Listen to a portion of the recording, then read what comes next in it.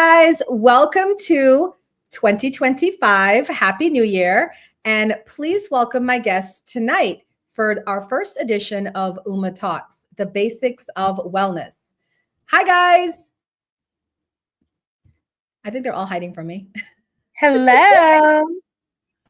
There they go. Namaste. Happy New Year. How are you guys doing? Lovely so far. Doing great. Staying busy like always. Oh yeah. 2025 started with a bang. I don't know where everybody who's watching is in the world, but here in Northern Virginia, we got slammed with a snowstorm. And so it's been interesting, an interesting start. Well, before we jump into our topic tonight, I want to give you guys a chance to introduce yourselves, because I'm sure that people that are watching my channel want to know, who are these people with Uma and why are they experts to talk about the basics of wellness? Well, guys, I know many, many people, and trust me when I say my friends are top-notch in knowing what they know and doing what they do. So I'm going to start with Danae. Danae, please introduce yourself to everyone. Hello, everybody. My name is Danae. Here with Danae, Healing Energy, Rebalancing Everything. And I am a practitioner as well at the Lotus in the Light Metaphysical Center in Manassas, Virginia. I am a Reiki practitioner, massage therapist, doTERRA wellness advocate, and much more. So I'm excited to be here. Thank you so much, Uma, for thinking of me to do this wellness talk. I'm so happy to have you here. Yes, she is my weekly co-host for Uma's Lotus Lounge, and I am so happy that you are here. And I see a couple people coming in. Hello, Aphrodisiac. Hello, Alicia. You guys, if you can see the comments there, you got a shout out, Meta from Afro, and Alicia's there in the comments. Thank you guys for joining us.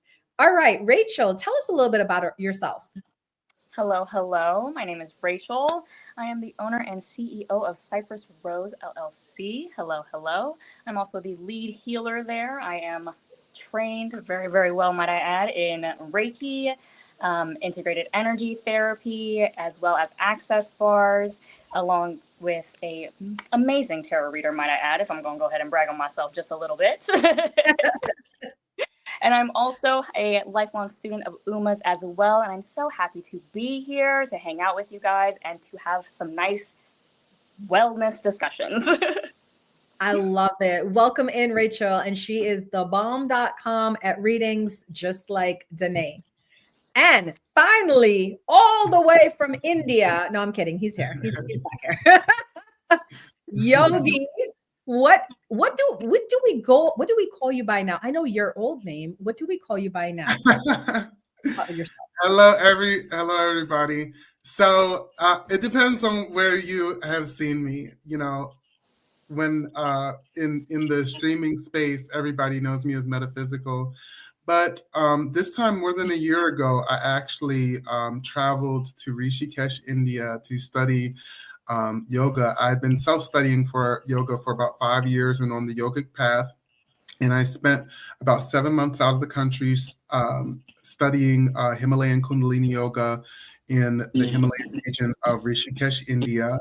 And I traveled all around India. And, the guru that I studied with, he whispered the name into my ear that was Ganesha. So I actually have taken Guru Diksha, which is basically the name given by the guru, as Ganesha. So, and there's actually a really funny story about that. It's about, going on about 14 years ago, whenever I was in college, my professor, I was forgetting everything. My professor, she said, you need to come up with a mantra for yourself.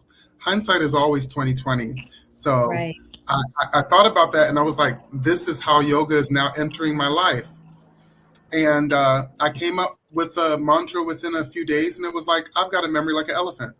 And fast forward, going to Rishikesh, the guru whispers in my ear, Ganesha, because Ganesha is the elephant god. So, and also, whenever we were in the streaming world, we were chanting Ganesha mantras before we left, didn't we? We did. We totally did. I love that story. And I love your name because a lot of people don't know Uma is not my birth name. It was the name given to me by my guru. And I am a strong advocate and discipline, a disciple of yoga. I'm a yogini. So I can't wait to hear the information Ganesha is going to bring to us tonight. All right. So our topic for tonight, by the way, guys, a lot of you might be, we're having kickback on one of the mics. So I'm going to ask everybody to just mute until you have to talk. I don't know if it's my mic. I hope it's not my mic. But some people were asking me earlier today, what is Uma Talks and what is this about? Well, I am the owner and CEO of the Lotus Sunlight Metaphysical Center for the past 15 years. I've worked with over 15,000 people. I am the author of The Awakened Life and Amazon bestselling author of Chronicles of a Spirit Walker. And I have to tell you something. There is never been more of a need for people to return to basics. And in working with my clients, in seeing what's going on in the world today, I just feel called to share a lot of the knowledge and wisdom and experience I have, and that with my friends, to bring people to an understanding that your life can be what you make it. And you don't need a lot of things, as my friends will tell you. And there's so much ways that you can achieve peace and health and harmony within yourself and health and wellness. Now, we know that the healthcare industry in America is something that has been talked about for years and years and years. Things hit a boiling point last year when we had the execution, because that's what it was, of a healthcare CEO, the United Healthcare CEO, in broad daylight by a murderer, right? Allegedly. I think I have to say allegedly until, all of this goes to court and whatnot. But here's the thing. We can take care of ourselves and we can also work with Western medicine, right? So I have to set a disclaimer that everything we talk about, all our information that we share here tonight, it is for your good and for it to help you. But also, please do not replace your healthcare team, your healthcare practices, your doctors, right? Don't replace that with anything we say here. It is supposed to work in tandem with the healthcare system that we have currently. So the topic for tonight is the basics of wellness, because as we start 2025, I want to go back to basics. And I feel there's 4 areas we can focus on increasing wellness for ourselves. There is spiritual health, there is emotional health, mental health, and physical health. So what we're going to do is we're going to comb through each of these areas with suggestions, tips, advice from my friends and myself, and give you the opportunity to hear some really good wisdom. And of course, for those of you that are watching live, we encourage you to please like this video. We definitely want this video to trend on YouTube and Facebook and wherever it is shown. And we want this knowledge to get out because we do feel from the bottom of our hearts that this can be helpful. So I'm going to open it up to anybody who wants to jump in first. When we say physical health, what comes to mind for you? And what advice would you give for people that want to start working on their physical health? Go ahead. Oh, I'd love to jump into this one. So first of all, my background is in yoga as well. And so I'm a huge yoga advocate. And just as heaven has many mansions, yoga has many mansions. So if your first, idea of whatever comes to your mind is that you are in some positions like downward facing dog or stretching yourself up like a cobra, just understand that those things are amazing and they give you a lot of benefit. But there are many, many, many different realms of yoga. And all of them are leading you towards meditation. All of them are leading you towards really just sitting with yourself and being with yourself and finding out who I am. But as it relates to physical health, one thing that I want to speak about, and thank you so much for the disclaimer earlier, Uma, about medical advice. And I do not, I'm not out here advocating that anyone follow and do anything that I say, but I am someone who just completed 12 days of fasting, 12 days of fasting with water and no food, only a little bit of salt to keep me going. And I wanted to share what I discovered about this is that for many people, if you are listening to me and you have never fasted before, it is a principle that finds itself back as far. It's a age-old technique for aligning yourself physically, mentally, and spiritually. But I want anyone who is listening to me right now, think about this. Now, have you ever made the conscious decision not to eat for a day? Have you ever made the conscious now with regard to, also what I want to say is that, there are certain conditions upon which even my question might not even be good. There are people that have eating disorders. So I'm speaking to the vast majority of people who have just been going about life and in the breakfast, lunch, dinner, these are things that are just wired into us, right? So I'm speaking to you all, to the general population. Have you ever made the conscious decision of just like, I am going to, I'm just going to have water today, and that is it. I'm making that conscious decision to allow my body to rest, because what's happening, what I realized from my experience, right, from fasting, is that I didn't realize that my body was using up so much energy and is doing so much work inside that I never gave my body an opportunity to just rest.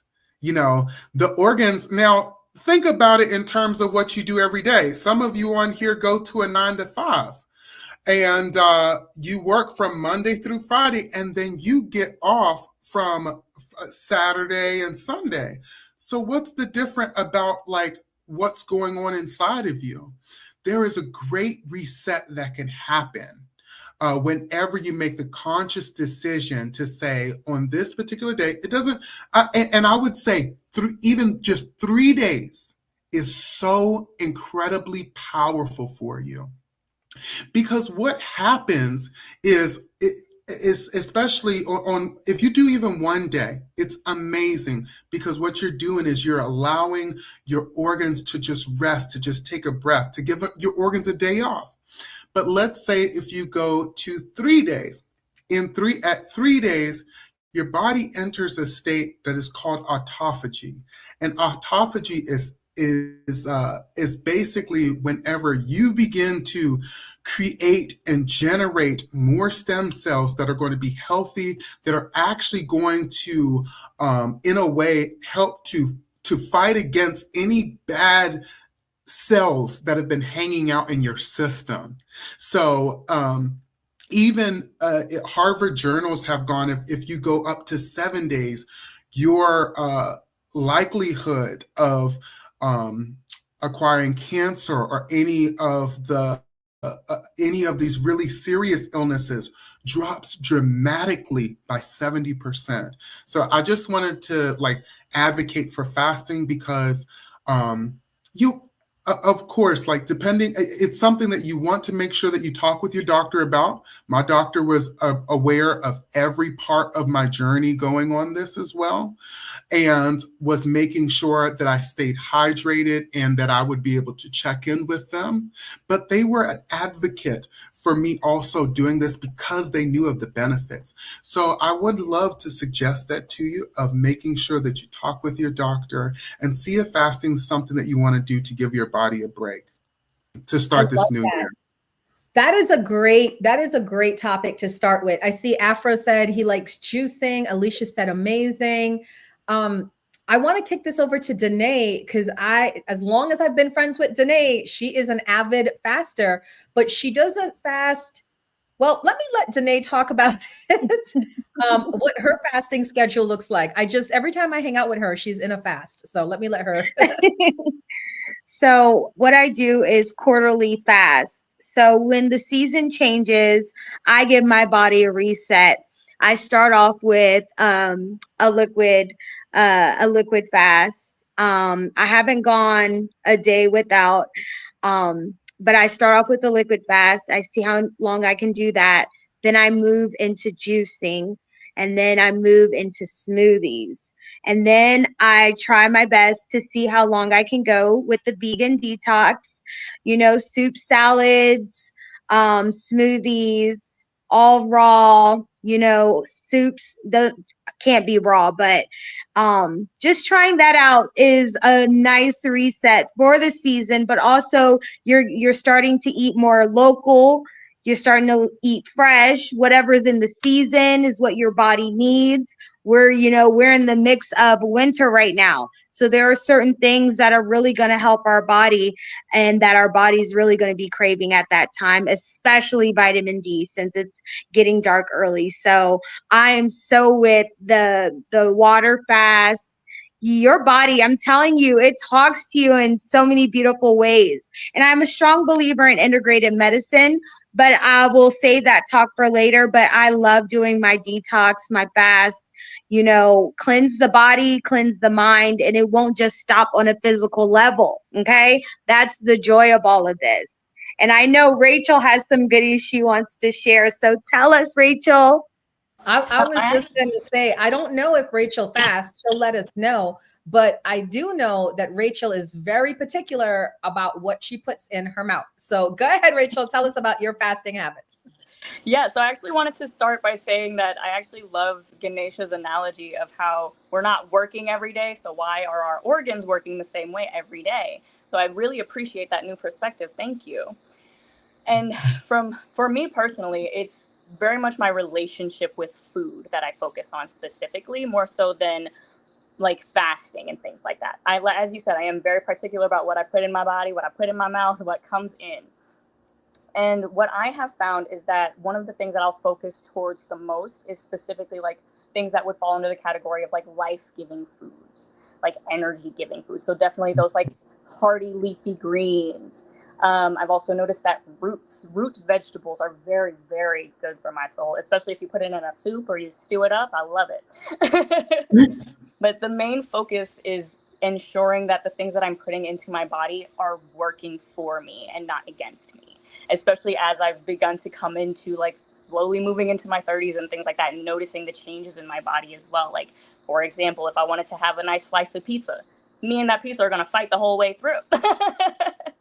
So recognizing that how I'm eating is also directly related to how I'm feeling, and not just from like a physical standpoint, but from an emotional standpoint as well, is very, very important for me. I absolutely love that. And I want to say something real quick before I forget. That was absolutely amazing what you said. And I just want to add to that real quick is if you're pumping into a grocery store, you've got to make sure you get yourself out of the middle of the store and get to the outskirts of the store. Yep. The outskirts of the store are going to give you the food that she's talking about, the food that's been touched by the sun, the food that has life to it and that is life-giving for you. We spend too much time in the middle aisles, and that's because we have so much sugar and so many different things that they are putting in, you know what I mean? Like there's so many different things that are in our foods. And you don't have to take my word for it. Just go and look at the label. If there's anything on that label that you cannot read or pronounce and you can't really particularly understand, you need to get to the outskirts of the because you can look at the grocery store and say, oh, that's an orange, that's an apple, that's okay. You know what I mean? Get into more of that. It's very true because I learned that from a nutritionist.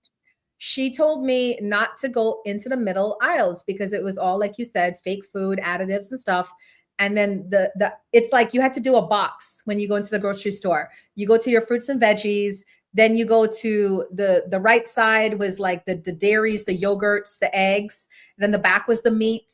Then the far left was the freezer aisle, which she also wanted me to like avoid as well. So thank you for pointing that out. If you guys are shopping, keep that in mind. And we're not saying you have to cut it all out right now. Remember, habits take 3 weeks to a month for things to kick in.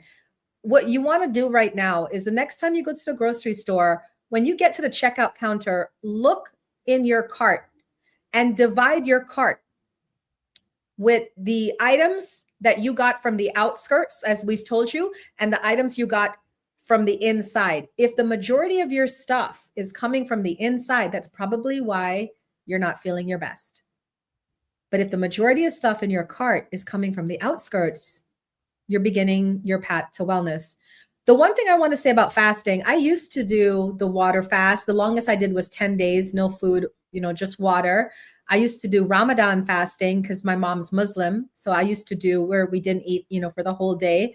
And I can't do that anymore. And I'll be honest, I'm 47 this month, and it's harder for me. What I have found that really works though, and I don't know if you guys do this and I'd like your input, I do intermittent fasting.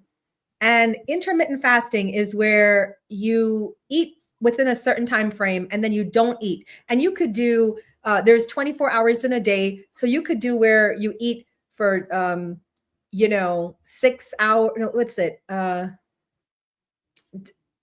8 hours of the day and then fast for 16, or 6 hours of the day and fast for 18. I want to get to that place where it's 6 and 18, but right now I'm at 8 and 16, where I eat between the hours of 1 to 9 p.m., which is the 8 hours. And then I fast from 9 p.m. all the way to 1 p.m. in the afternoon. Now, the one thing I'll say about intermittent fasting is you have to do it to what feels comfortable to you. How do you guys intermittent fast? And what's been your experience? I have done intermittent fasting. I'm not doing it currently because I am rebuilding my relationship with food and things like that. So enjoying that space. But I have done the intermittent fasting. And with the intermittent fasting, I did notice from an energy standpoint, I had a lot more energy in my day. I also didn't feel as sluggish throughout my day. At that point, I was working at I had 10 hours to eat, like a 10-hour space. And that seemed to be like my sweet spot, because when I tried to shrink it, it didn't quite work out too well for me. And then when I went any bigger, it was like, oh, this is just regular life. But yeah, so for me personally, I noticed that I had a lot more energy. I didn't feel as sluggish throughout the day. I was also mentally clearer as well. And it also brought a lot of awareness to what I was eating as well. Anyone else? Danae? Yeah. Yeah. Go ahead, Danae. Oh, I was going to say that is a big one. In addition to the blood type diet, I'll save that for later. I can't even say the word, but we all know what it is. That is one of the best for anybody who wants to try something but isn't sure they can go without water. I highly, strongly suggest you try that out first, because then you're eating within a certain time frame. You're retraining your body, and it allows it to get onto a system that works best for you. So yes, I love it. I do it. I'm not currently doing it right now, but that is something that I highly suggest. So we had some great comments in the comment section. Z Ozine said they recommend the Yuka app. It's free and you can scan anything with a barcode to see if it has any harmful additives. And Mr. 6'6" is in the building. He's actually going to be on our panel for February, where we will focus our talks on love and relationships. So, hey, Six. Now, Alicia has a very good concern. She said the hard part about fasting is, what if you have people in your house? You have to cook for your kid or cook for your spouse. How do you handle that? One thing that I'll say is that no matter what type of fasting you're doing, whether it's intermittent fasting, whether it's doing 24 hours, whether it's 7 days, whatever your fast looks like, you are going to experience some serious mental games. When I tell you, every single reason why you could not fast will start to come up. Even this reason right now. Because something about your mind is even because we're having a conversation now, something about your mind is even contemplating potentially doing this or seeing how it would fit into your life. But then the question comes as a resistance for the responsibilities that you know that you have.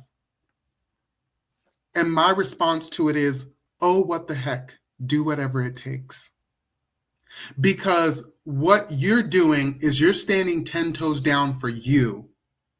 In your family, in your household, no matter what's going on, if you set a goal for yourself, and I'm not saying it has to be elaborate, but you can be able to iron it in that you would have either an intermittent fasting schedule, or if you wanted to do a 24-hour fast, it's very easy to do, But what I will say is that intermittent fasting as well too, it plays some wicked mind games with you as well. Say, because for a long time I only ate between 12 and 6 o'clock.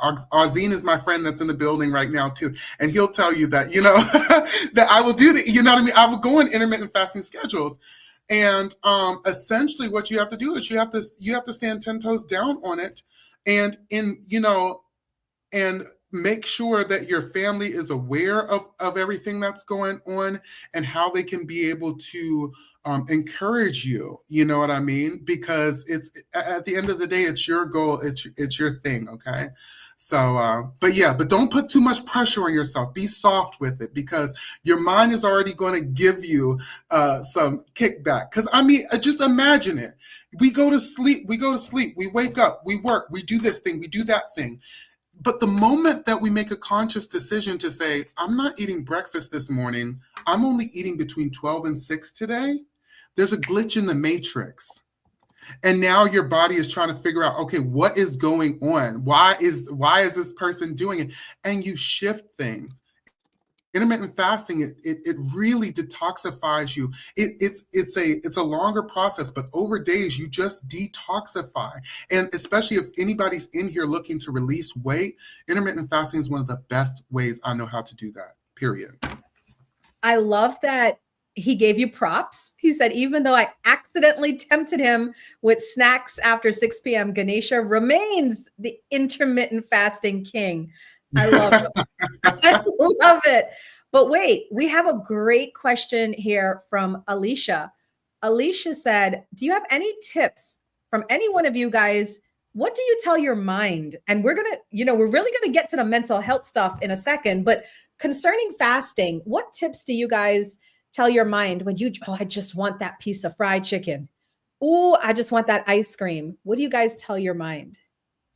You got to have affirmations or mantras to live by. One of my favorite is, I owe it to myself to be disciplined. I owe it to myself to be consistent.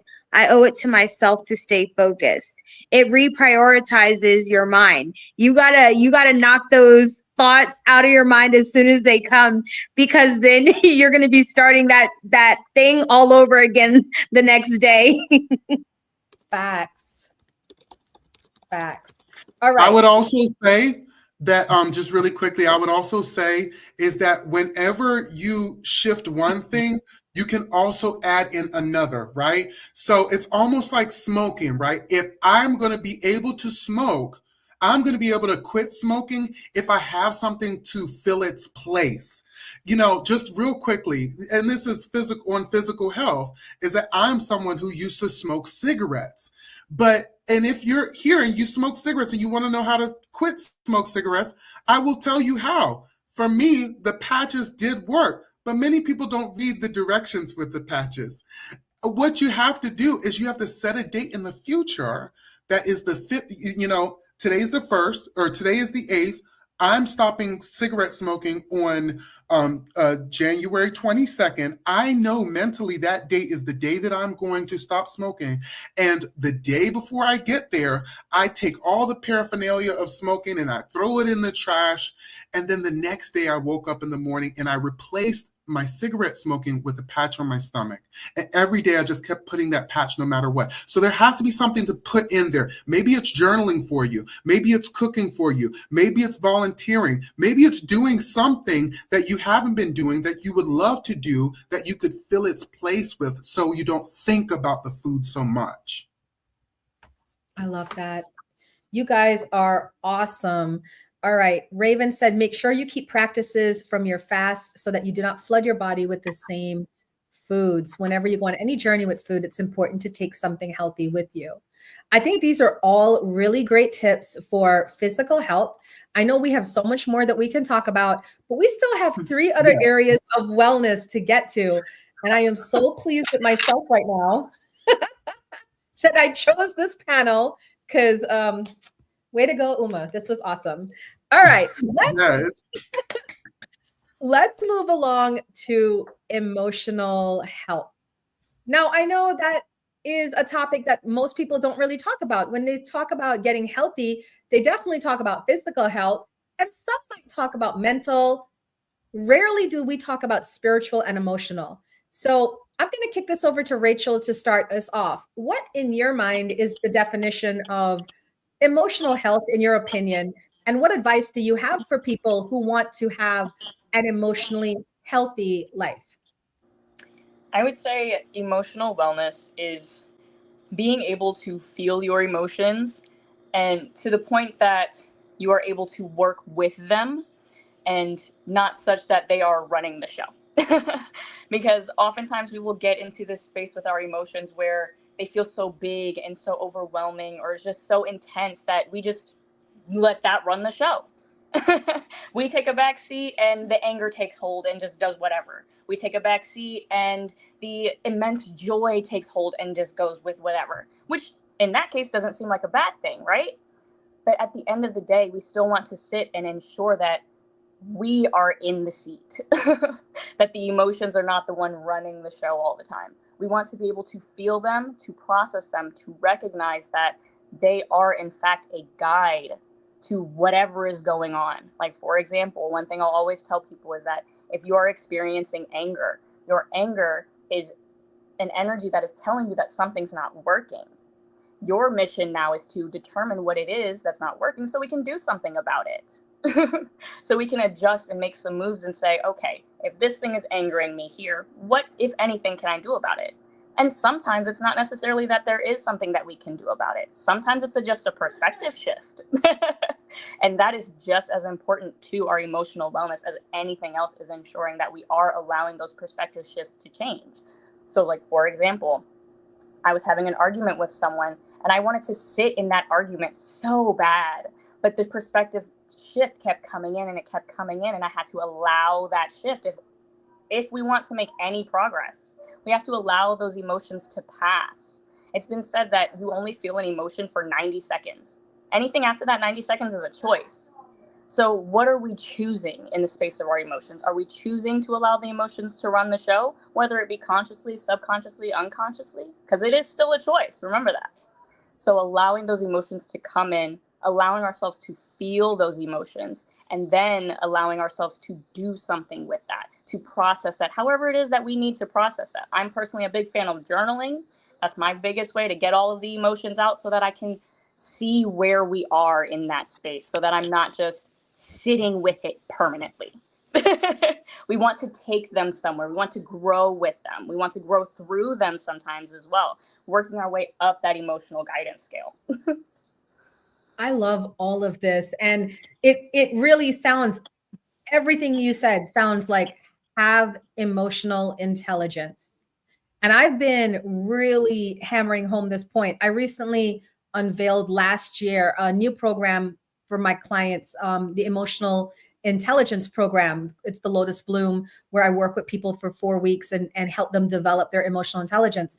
Because the one thing I've been doing research on is that emotional intelligence is really beginning to take the forefront, where we're actually getting statistics come in showing that bosses, CEOs, owners of companies are looking for people with high emotional intelligence, because they're finding out that these people work better. They're in control of their emotions. Like you said, they're better employees and they last longer at the companies that they're with. So it's now bosses aren't looking just for your mental IQ. They're also looking for your emotional IQ. What tips to Danae and Ganesha, and also you too, Rachel, do you guys have for people who struggle getting their emotions under control? Because I agree with you wholeheartedly, Rachel. It is our choice to feel the way we feel. And you guys know I'm a live streamer on several apps, and I get a lot of people that want the relationship readings, and they tell me over and over again, I can't control how I feel. I love him, even though he's cheating on me and gave me STDs. I love him. I'm like, but how could you love somebody? Right. And then when I get them to start thinking that way, they're like, I don't know. I can't help it. What would you say to people who say they can't help their emotions? I would Two personally things. say, Go ahead. oh, sorry. So I personally would say that a lot of times when I just feel how I feel and I don't want to do anything else about it, blah, blah, blah. It's oftentimes that we have to sit with that emotion.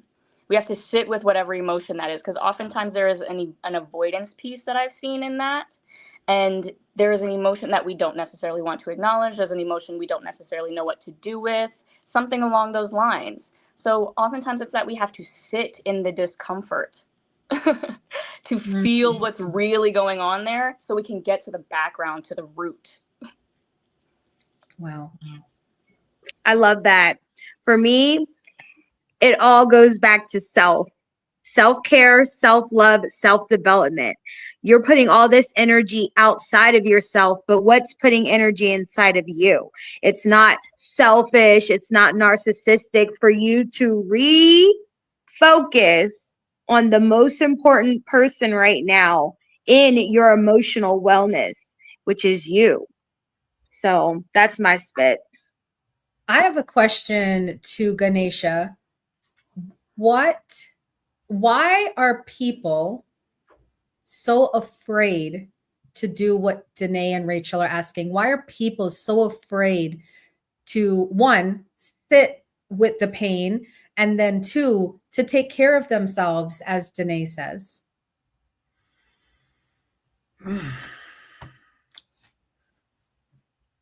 I think the first thing that comes to me is our conditioning. We've been conditioned. We've been conditioned in such a way not to be honest about what is coming up inside of us, and not sharing it for fear of persecution, for fear of shame, for fear of guilt, for fear of being seen as not enough. And the first step in an AA program is to admit that you have a problem, Well, I'm just using that. I'm just using the first step in an AA program. When you walk in there, it's like, I'm an alcoholic. So I don't know why you. I don't know why you, as a yogi, chose violence tonight. Like, you're supposed to. No, well, I say that because I also want to speak to an emotion that maybe doesn't get talked about a lot, that I think is very that pervades, the social, zeitgeist.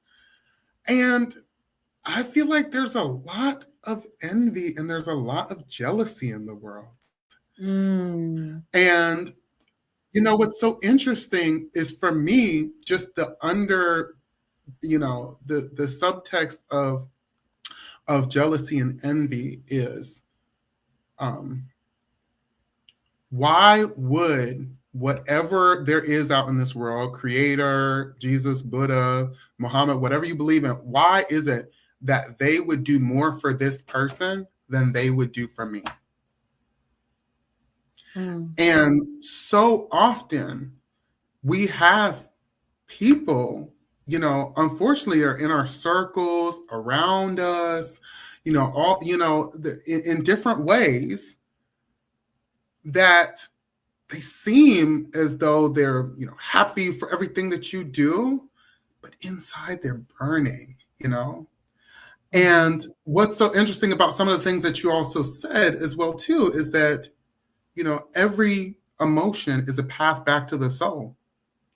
So you see this thing happening for someone else, and your initial reaction is just like, dang, why can't I, like, I've been doing this and I've been doing that. Why am I not getting that attention? Why am I not doing that thing? When we can actually retexturize and recolor the emotional intelligence to say, no, that's my lighthouse. That is my path into my deepest expression of who God created me to be here.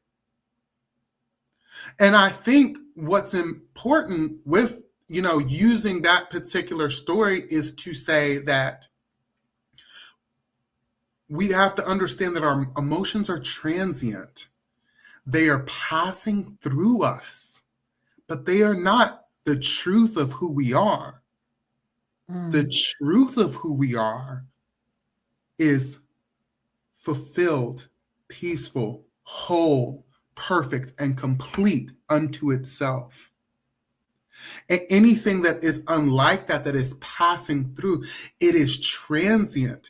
And you acknowledge that, you see that, you journal, you share, and you allow it to move through you, knowing that you have an assignment here. Trust and believe. If you were born on this earth, just mathematically, it is the biggest gift ever, So with that, I just say that it's important for us to step back slightly from what's going on and what's coming up in our emotions to say, oh no, I'm having this experience.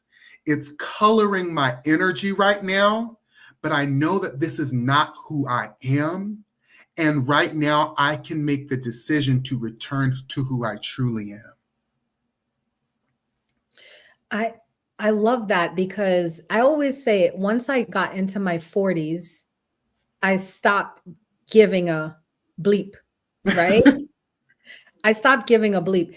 And I think so many people struggle with accepting that they have emotions that is countergrain to everybody else's emotions. Case in point, I used to beat myself up so much if everybody wanted to take a trip somewhere and I just didn't want to go. I just wanted to stay in my house. And they would beat me up. Oh, you're this, you're that. And then I would give in out of peer pressure and go. And then I would have a miserable time. Well, I just really wanted to be in my house. And why did I spend so much money? And why am I here? Right. And then I think once you get older, like, you stop caring what people think about you. And I wish we could harness this superpower for younger people. I would love for 20-year-olds and 30-year-olds to be like, I don't care. I'm gonna do what feels right to me. That's one way I honor my emotional health, is just doing what makes me feel good, even though people call me selfish or manipulative or whatever else they call me. I'm just okay. What's one thing you guys each do for your own emotional health that maybe, trending or what other people are doing, or maybe just something unique to you? To be quite honest, I talk to myself. Okay. To be quite honest, I just talk to myself. Oh, they're burning something in my house. I will talk myself through the emotions, through the feelings, through whatever is going on, so that I can see for where I'm at, how I'm feeling, and the perspective that I'm currently sitting at. And it gives me the opportunity to recognize, is this making sense? Because as I'm talking to myself, I'm hearing what I'm saying. And for me personally, being able to hear that helps a lot. I can't even laugh at that, because I recently, like about 2 years ago, started doing that. And I usually do it in my bathroom, and I feel so embarrassed doing it. But man, you were so right. That thing is therapeutic. Yeah, I agree. My problem. I Danae, would what about say as well that for me, for many years, I have been a journaler. And I think, now you can use, a lot of people like use guided journals. I've actually never used one. And I think, well, I've used one, but I noticed that I always I feel like I've noticed other people and also in myself that I don't know if you get through the entire guided journal. Like it's always something like that. But if it's your own, if it's just blank, if it's your thoughts, and you commit yourself to allowing yourself um to allow whatever's inside of you, whatever's in your mind, to just come out onto this paper and let it be there, it is amazing because you're thinking in ink, and it's from your brain to the pen to the universe. And I'm telling you, like, over the years with journaling, one thing that I will give to you all too, and this is a pro tip right here, is scripting. I don't know if any of you have ever tried scripting before, but it has worked for me in countless ways. The scripting process is essentially, right now it's January. So whenever you get off of, whenever we conclude with this talk and you want to try scripting, you go into your journal, or you just take a piece of paper and you write as though you're in the future. Like, it's January now, and where do I want to be in December 2025? And you say, Dear December 2025, you want to write with your feelings and your emotions. You want to think about thoughts, colors, patterns, fragrances. Oh, in December 25, I am just so happy and I feel so blessed because this year has just felt so incredible for me. I found the most amazing job working as an auto technician of a major company, and it came to me just kind of out of nowhere, but it was so in a lot, and you just want to decorate it with so much gratitude, so much imagery, so much of what you are painting into the world, and you will be shocked to see what happens over this year. We have an opportunity to do that now too. So that's one thing that I do: journaling, scripting. I love that, because I call it, because with the law of attraction from Esther and Jerry Hicks, they taught us that was segment intending, like where you're kind of seeing it in the future and you're writing it. And let me tell you, you're so right. That thing is powerful. A lot of my journals, I look back and I was like, wow, I wrote about this moment. It's actually here on paper 3-4 years ago. Yeah. And I'm like, this is crazy, like just so crazy. All right. Anyone else? I love it. Journal, therapy more mental, but therapy also helps with the emotional too, because I learned a different tool called tapping, and tapping kind of gets my emotions under control in a way that sometimes only other way will be breathing, the deep breathing, the focused breathing, the meditation. Therapy, in addition to the tapping, I feel like is one of those great emotional supports where it brings you back into the present moment. That's what's most important about that, being present. And also, just to add to what you're saying, is that my friend Azine is also here in the comments, and he's a licensed clinical psychologist. So if there is anybody here that is watching or listening in on the show, he's able to take clients from anywhere. So definitely reach out to me or tap in with him if you are wanting a new therapist. He's absolutely exceptional, and I just wanted to advocate for him as well too. I love that. And I'm going to do a shameless plug here to anybody who's watching this. On Facebook, I started a new Facebook group. It's called Manassas Metaphysical Wellness Collective. And the idea behind it is to connect all of the metaphysical practitioners within the DMV. I said Manassas, because that's the town where my business is in, but it's for anybody. So I welcome you, Ganesha and Danae and Rachel and your friend, right? And anybody who wants to join it, because I do want you guys to promote your services, your classes, your offerings, so that the community can know where to go, and by personal recommendation. Speaking about your friend, this is a great segue into our tips for the basics of wellness with mental health. Now, in this country alone, we have seen a spike in mental health related injuries, killings, murders, theft, crime, all of the above.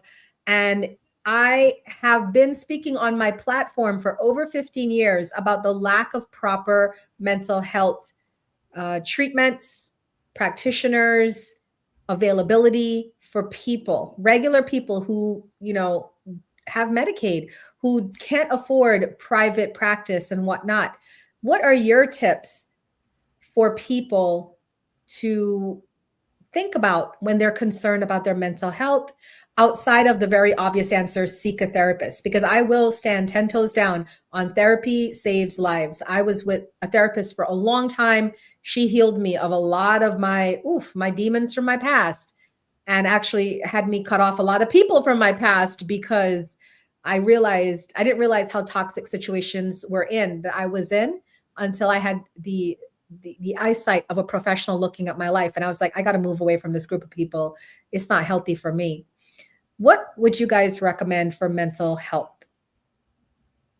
First and foremost, off top, meditation. Meditation. Yeah, like that is the alpha, the omega, AZ, start, beginning, everything. Meditation. Real quick, who here meditates? Because I think we all do. Twice a day. Twice a day, every day. Yes, I'm telling you, like, if you are able to sit, and the thing that I tell everyone, when you first start meditating, your mind is not going to be quiet off the top. It's not going to happen, because you've trained your mind to think, to go. So that's what it's going to do. When you first start meditating, the main goal is observation. You're just watching the thoughts. You're seeing what's coming in, and the goal is to not interact with them, because we're very good at interacting with our thoughts. We get this random thought, I got to go to the grocery store. What do I need at the grocery store? I need eggs. Oh, I hope they got good eggs. Oh, I need some milk. I wonder what kind of milk, 2%, 1%? And you just keep going down the line there. It's just observation first and foremost. You're not going to start with a silent mind. And that's what people think when they first come into meditation, is that, oh, my mind is immediately going to be quiet. It took me a long time for my mind to ever get to a point of quiet. Yeah. That's a big one. I definitely want everybody to contribute their talk about meditation. And I want to say this to whoever's watching, especially those of us in America. We are trained to be multifaceted. We are trained to always be, one hand over there, one hand over here, one leg over here, like just doing several things, multitasking. That's the word I'm looking for. We're considered efficient if we're multitasking, and meditation becomes painful for some people because it requires you to be singularly focused on just one thing and do nothing else but this one thing. And I think we have a really high rate of ADHD in the country, right? And that's really hard for people. So what tips would you guys say? There's two questions I have for each of you. What tips would you give for people? I love Rachel's tips about just be the observer, don't try to interact with thoughts, just watch it go by. What tips do you guys have? And then also, what do you feel like after you've had a successful meditation? Because I think we need to tell people why we're so addicted to meditation. So aside from the allowing it to just pass with the observation aspect, it does help when you are first meditating to start with guided meditations, because just to sit there in silence in a quiet room, you'll feel a little weird at first. So even just like a little like peaceful music or just a guided meditation, you can find a bunch of them on Uma's YouTube page right now, literally right now. Very, very helpful. And after meditation, I am sitting in this place of complete calm. And like, especially if it's like I've had a day where it's like been a busy day, especially my nighttime meditations lately. My nighttime meditations is where I notice the biggest change, because I've gone through an entire day. I'm high energy, moving, going. When I finally get to sit and regroup and recollect, come back into myself, see how the day was, and then let it all go, I just feel so light, so free. I just feel good about the day and my life and everything else. And I also feel a lot clearer about anything that I may have struggled with throughout the day as well. I love that. Thank you. Danae, what about you? So this is all bundled, and it also it goes into emotional and physical, but I'm just going to throw it out there. sound therapy, tapping, and massage. Okay. Sound therapy, tapping, and massage therapy. Um, most times my clients fall asleep. Whatever you were worried about, whatever you're stressed about, melts right away. And then you come back, you get regrounded, and you're able to really see things for what they are in this present moment. So that mental sound therapy, I'm telling you. Have you heard Uma do her singing bowls, y'all? Whistle. I just had one on Sunday with 6 people and they were snoring. But I was going to say, I'm a massage therapist, but Danae is my massage therapist. And my God, I'm sitting here rubbing my elbow and I'm like, oh, I wish Danae was here. She's amazing at massage. Like there's, I don't know, God works through Danae when she massages. It's wild. But Touched by an angel. Facts. All right, let's bring it to the yogi guru from meditation. Teach us. So one thing that I did want to say is that that sound healing is is definitely my superpower too. I thank you so much for bringing that up. And I also lead sound bath meditations and have taught a course on sound, it was sound healing, and that's definitely Edgar Casey is actually someone who said that sound medicine and sound therapy would be the medicine of the future. So if you are attending sound baths, if you don't know who Edgar Casey is, he's an American. He was an ascended master of America. He's a modern American saint who his entire, I guess, facility is at Virginia Beach, right? In the Virginia Beach area. But anyway, the other thing that I did really, really want to mention outside of sound therapy as well is, and this has been a huge for me in terms of meditation, is that there's essentially 2 different types of meditation. There is the passive meditations, and then there's also active meditation. Active meditation, really, the best active meditation, if you are not someone who feels like you just want to sit in a particular position and close your eyes, is to dance. And what I will say is that when you move the body, you free the mind. Because what dance does, right? The reason why there are Indian yogis and people who meditate that can sit there for 30 minutes, 40 minutes, 50 minutes, an hour. I've seen some people sit in meditation as long as 8 or more hours. And they can sit in these postures is because they have so relentlessly done everything to purify their bodies and also create flexibility in their bodies to the degree that they can be in that position. But the thing about it is if you are, say you're a mother and you have 5 children that you got to look after, you might be carrying so much tension up here in your shoulders that you need massage therapy for. It's because you have a lot of responsibility on you. And what happens is that actually creates a biomemory inside of you.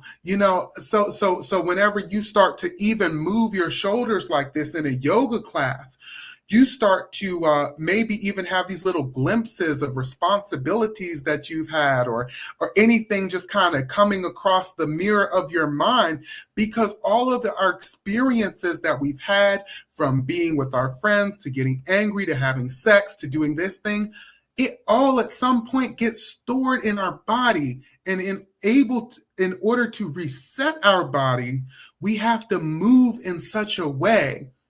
Now, let me tell you, is that when you dance for the sake of doing a particular move, that's more like the ego dancing. That's more like a physical exercise. But when you dance ecstatically to the point that you forget that you're dancing, that's when it becomes a meditation. And so that's whenever you actually free your mind, is when you have let go of trying to control how your body is moving and letting your body do what it wants to really do in order to release that out of your body.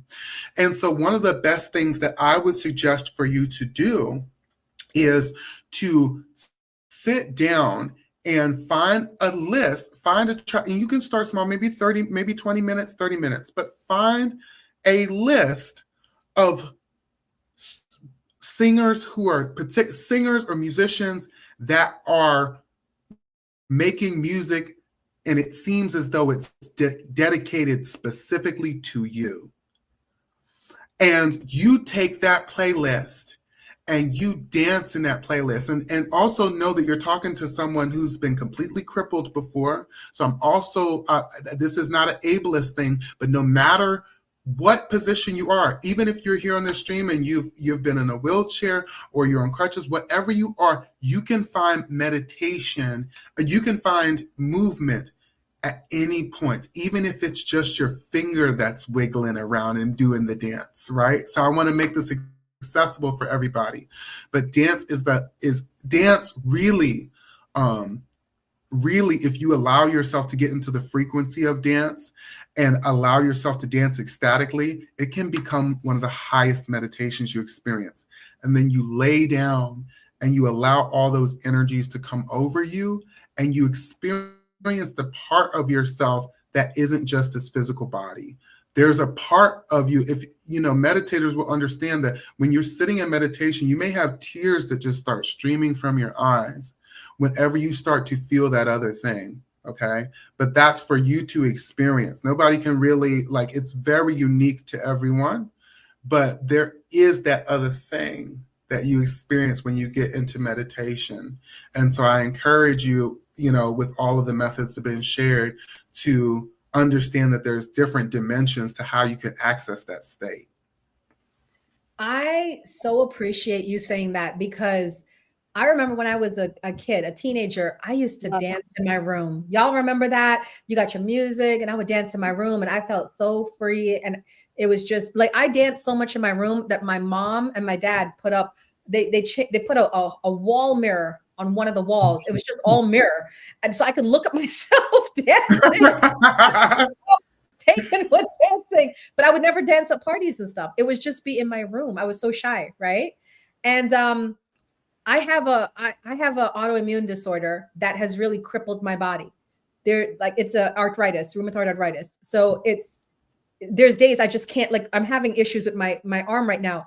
And thank you to both of you for mentioning this dance part, because tomorrow I'm gonna get up and I'm gonna play Kanye West Fade, because that song with Tiana Taylor, if you don't know it. And I'm going to dance and I'm going to enjoy it. And just for fun, I want to know, for the three of you, what would be the songs that would get you moving that you just can't stop? Like for me, it's the Kanye West Fade. I don't have titles off the top of my head, but it's soca. Anything soca. Oh yes, soca. Anything soca. I'm telling you, I'll be in front of the altar, like, doing exactly what you were describing, Ganesha, and just losing myself to the rhythm, to the dance, to the motion of my body, and just having a grand old time until I come back in. And by the time I tell you I come back in, I'm immediately like down and I'm like on my knees in front of the altar, like, Oh my goodness. I remember back before I left the country, my album was Renaissance from start to finish. And when it got to Church Girl, I was twerking like I was walking down the aisle at 9 o'clock in the morning on Sunday. I'm telling you. Oh, Afro said a good one. He said, "What is Love" by Hathaway. That's a good one. That's an oldie. Oh yeah. Oh yeah. All right. Our final tip for tonight. This has been so great. I wish I could talk to you guys for 3 hours, but I'm going to plan that. I haven't planned for that to happen. So I'm going to make that happen. But for the purpose of this podcast tonight, our last tip is spiritual health. Now, I know a lot of people that are listening to this podcast are maybe very in tune with their spirituality, but let's pretend there are a couple of muggles out here who have no clue what you're talking about. and they want to know, what can I do for my spiritual health? Why should I do anything for my spiritual health? How important is it to have good spiritual health? Whoever wants to jump in, what would you guys say to them? Highly important. Highly important. I would say meditation, prayer, and consistency with gratitude. So meditation, prayer, consistent with gratitude is essential every day. You and your relationship with God, okay? Being present in the moment. How essential is that? And how simplistic can it really be when you just take a moment to be thankful and grateful for the things that you have, for the blessings that are here from the Creator? I love that. Thank you. Anyone else? I would argue and say that everything we've talked about, from physical, mental, emotional, is already spiritual tips too. Because the thing about spirituality is that it is all encompassing. And recognizing that it is all encompassing, it is your life, choosing to, and actively making your life beautiful by your definition. And specifically by your definition is spirituality. It is the choice to live as you want, how you want, and however that looks for you is however that looks for you, and that's your business. That's how I like to look at it. It's like the magic of being able to choose for you, but you have to be willing to exercise that choice.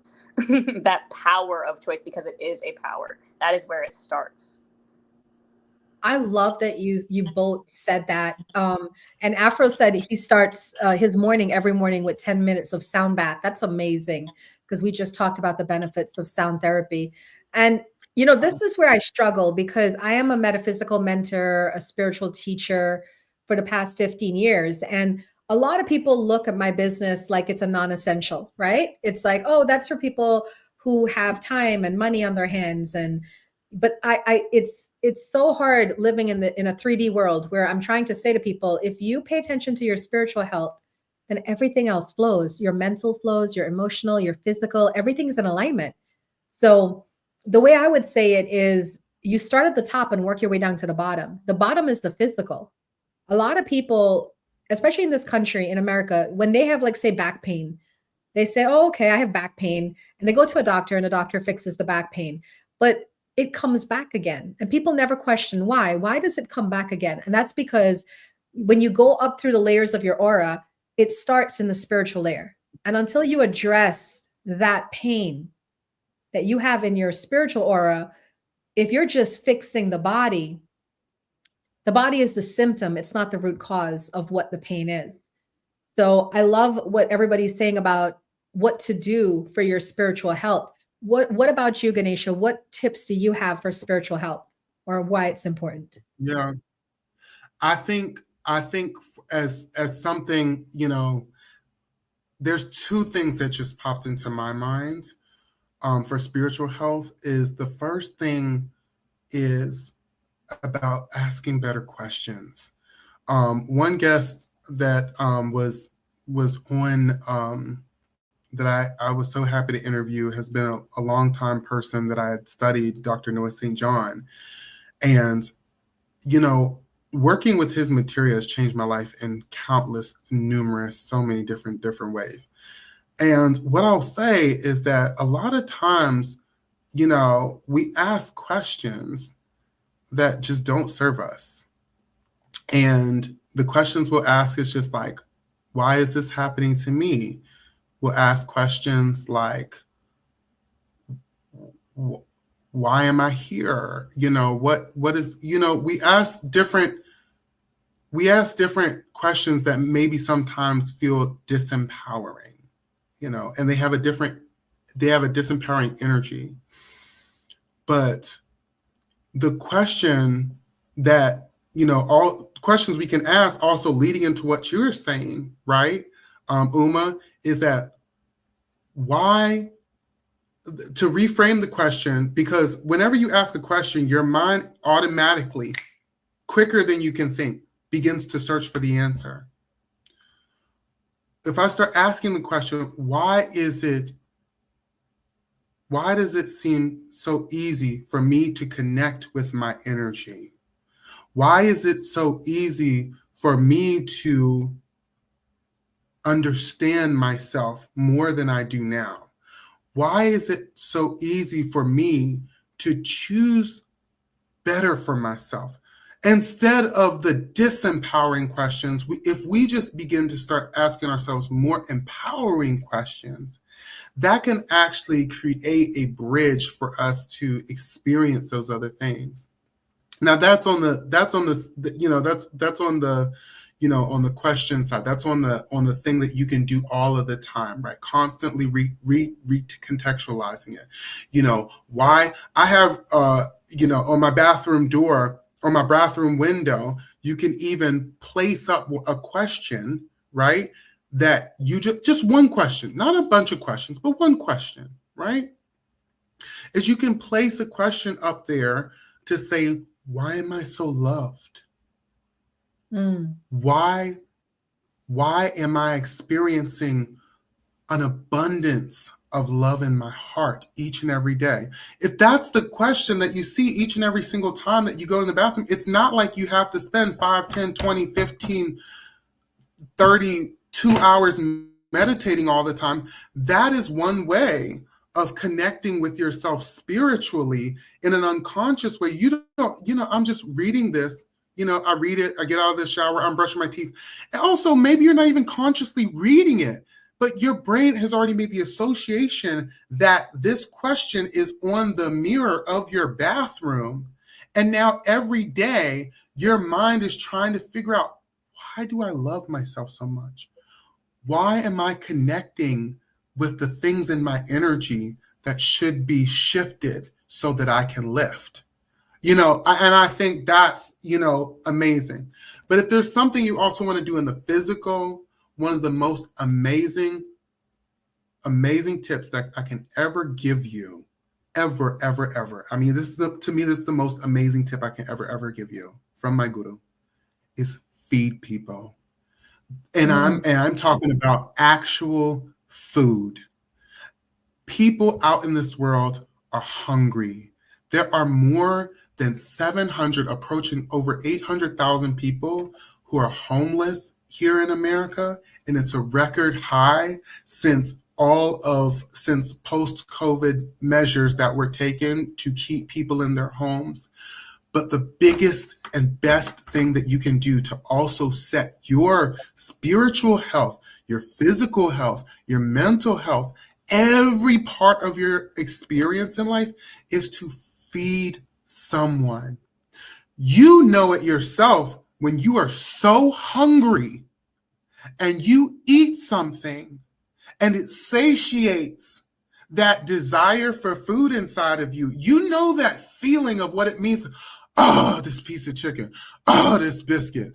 Oh, this cracker. If you haven't had anything all day long, what makes you think that if you do that for somebody else and they have that experience, that energy doesn't transfer to you, that energy doesn't come to support you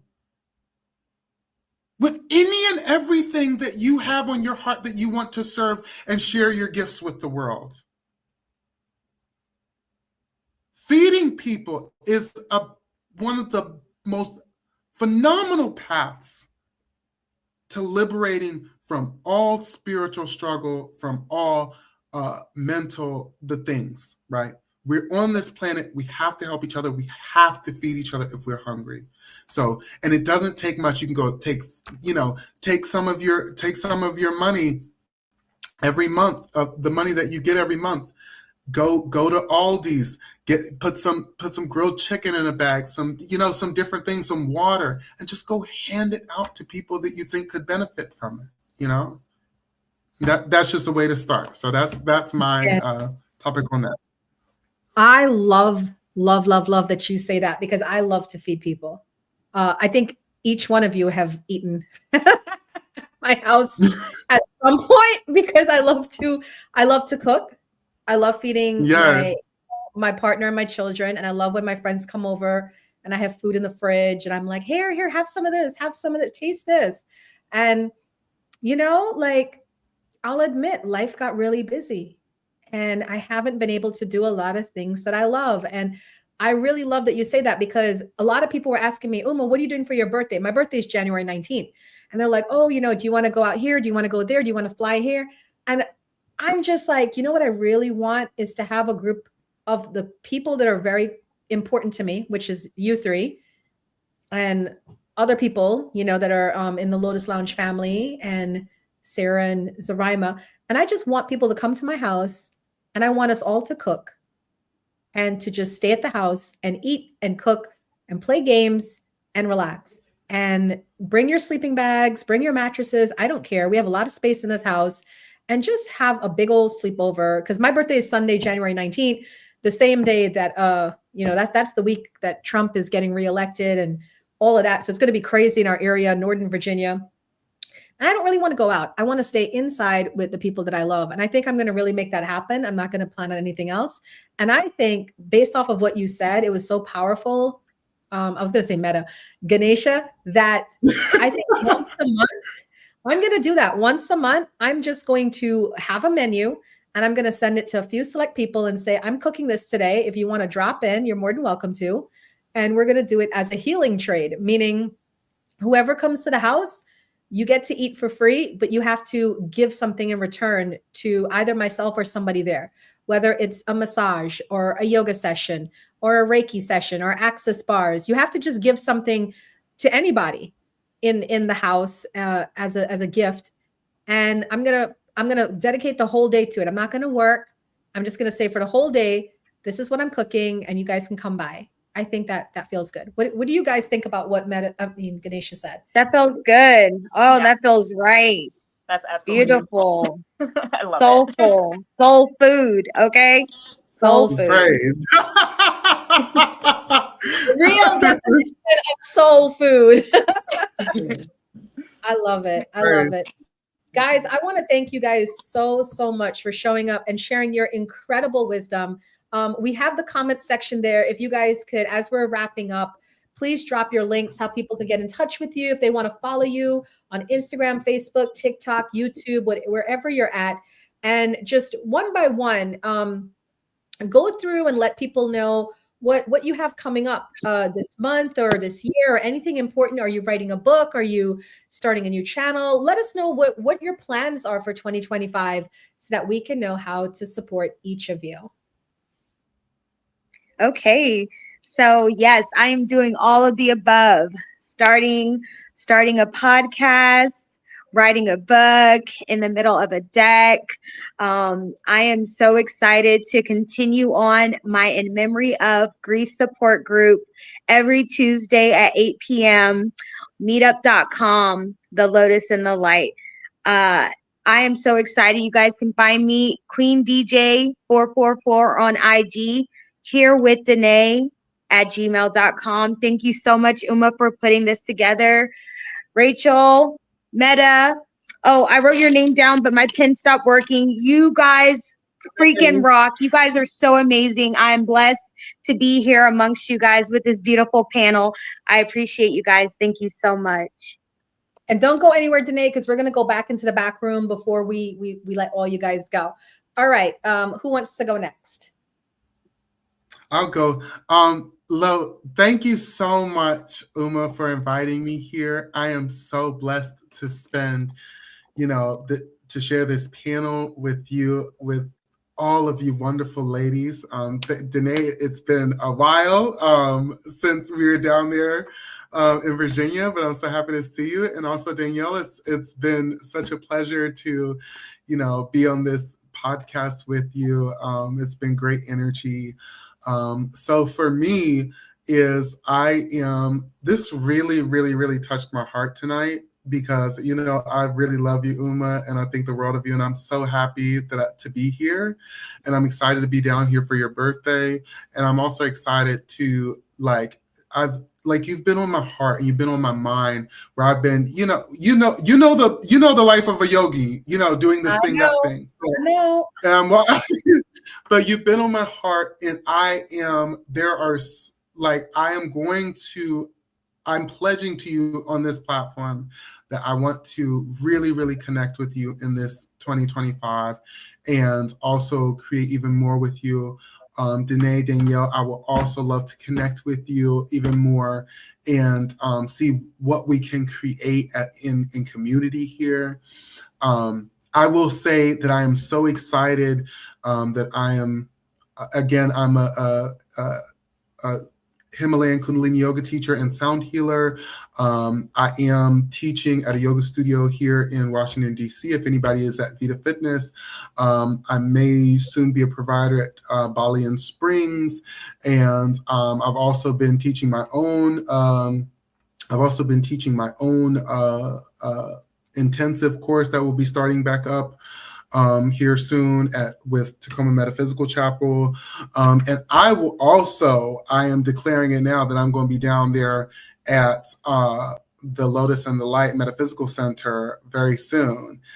Even if I'm not just down there facilitating, I'm coming. I'm gonna be down there. But it's about a hike and a half to get down there from where I am. But I declare I'm coming down there. And I'm going to enjoy the vibes over there and also be available in the Manassas community as well too. I really appreciate that because I'm making moves. I'm going to tell you guys behind the scenes, and I have my eyes on all three of you and our relationships deepening this year. So thank you so much for telling me that. Don't forget, guys, drop your stuff in the comment section. So not the private chat. You got to hit the comments on the top right, and then that's where the chat is, where everybody can see your stuff. All right, Rachel, you're up. Hello. So right now I'm coming back from a nice little break, feeling rejuvenated, lovely, rested. And at this point, I am coming back to start doing lives. I'm very excited to start doing lives again and providing readings for all of the people. And I have a new deck. I'm very excited. It's the Black Tarot. It's going to be a great time. So find me on Facebook, IG, TikTok, because I found out you actually don't have to have 1,000 followers to go live on TikTok. You just have to have 1,000 to get paid for it. Right. So right now it's just spreading the love. So lots of free talks, lots of free readings. So come hang out. And my link tree is in the comments, and you'll find all of my socials under there. Oh, you got to put it in the comments here because you put it in the private chat. So just top right corner. I ended up going straight to YouTube because it was already open. Okay, got you. For me, guys, like I said, I own the center, the Lotus and Light Metaphysical Center, located in Manassas, Virginia. I've dropped my website in the comments, thelotusandthelight.com. I have a big event coming up on Saturday, January 25th. It is my annual mentorship program that both Rachel and Danae went through. It is an amazing life transformational program. Please check it out. It's 8 weeks long. You can either do it at the center on Saturdays or online. For those of you that are not in the DMV area, you can do it online on Sundays. All right. So just follow that link, bit.ly/Sacred Lotus 2025. And this year we did start back the Lotus Book Club, but the Lotus Book Club is only spiritual metaphysical books. And if you want to see the list of books we already pre-selected for the year, just follow that link, bit.ly/Lotus Book Club 0125. The book that we are starting with for January is Ask and It Is Given. It is a manifestation law of attraction book by Esther and Jerry Hicks. And then you can see the whole list. I've picked out all the books for December. And I would love to have you guys come and join me, and let's have some spiritual discussions about what we read. Thank you to everybody who came out here. Oh, what is that? What is that? Is that another book? Is that your book? Well, it was an Esther and Jerry Hicks book that's on my. Oh, okay. It was on my table. But yes, I am rounding the corner in the editing process. I've been creeping low, but I'm getting closer and closer and closer. It's going to be out. All right. I'm going to ask you guys to mute yourselves. Thank you so much for coming. And to everyone who attended, I'm going to have this exact panel of people back on Wednesday, January 22nd. And they're going to be coming back, and we're going to be talking and addressing the topic of protecting your energy. Wow. If you thought tonight was a powerhouse, wait until we get back on Wednesday, January 22nd at 8 p.m. to talk about how to protect your energy and giving you some solid tips on what you can do. Thanks, guys. I really appreciate y'all being here. See you soon.